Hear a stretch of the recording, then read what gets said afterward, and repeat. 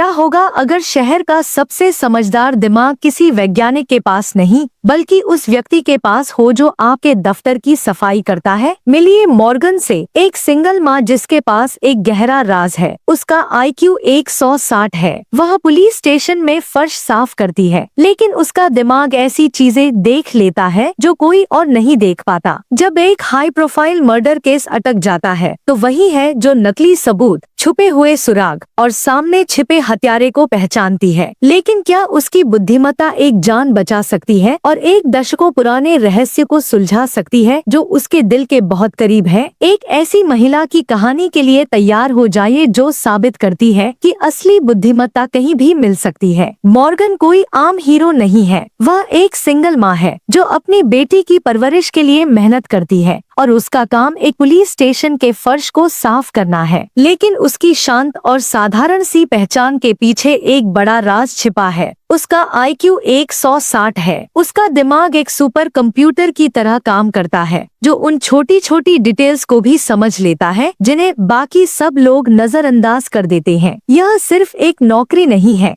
यह शहर के सबसे बड़े अपराधों को करीब से देखने का मौका है और जल्द ही वह खुद इस कहानी का हिस्सा बनने वाली है। कहानी तब शुरू होती है जब मॉर्गन सबूत वाले कमरे में सफाई कर रही होती है। गलती से उसके हाथ से एक बड़े मर्डर केस से जुड़े सबूतों का बॉक्स गिर जाता है। इस गड़बड़ी को साफ करने के बजाय उसका तेज दिमाग काम करना शुरू कर देता है। वह पीड़ित के घर की तस्वीर देखती है और तुरंत कुछ ऐसा पकड़ लेती है जो जासूस भी नहीं देख पाए। पुलिस को लगता है कि पीड़ित की पत्नी मुख्य संदिग्ध है, लेकिन मॉर्गन को लगता है कि कहानी कुछ और है। अपराध की जगह बनाई हुई लगती है और उसे यकीन है कि वहाँ एक तीसरा व्यक्ति था और पत्नी को सिर्फ पुलिस को गुमराह करने के लिए अगवा किया गया था। उसकी इस बात पर तुरंत ध्यान जाता है और फिर उसे जांच में दखल देने के लिए गिरफ्तार कर लिया जाता है। लेकिन जेल में होने के बावजूद मॉर्गन रुकती नहीं है। जब एक जासूस उसे अपराध का CCTV फुटेज दिखाता है तो वह तुरंत बता देती है कि यह नकली है। उसके पास कोई कंप्यूटर या लैब नहीं है, वह बस अपने दिमाग का इस्तेमाल करती है। वह बताती है कि फुटेज में हवा की दिशा मौसम से मेल नहीं खाती, एक छोटी सी डिटेल जो सिर्फ एक जीनियस ही पकड़ सकता है। इससे पुलिस वाले चौंक जाते हैं और वे समझ जाते हैं कि यह कोई साधारण क्लीनर नहीं है। मॉर्गन की थ्योरी सही साबित होती है। उसकी मदद से पुलिस असली अपराधियों को पकड़ लेती है। पीड़ित की पत्नी की बहन जो एक बायोलॉजिस्ट है और ब्रायन नाम का एक ताकतवर आदमी। उन्हें पता चलता है कि हत्या गलती से हुई थी। ब्रायन पीड़ित की पत्नी को डराने की कोशिश कर रहा था, जो एक वकील थी,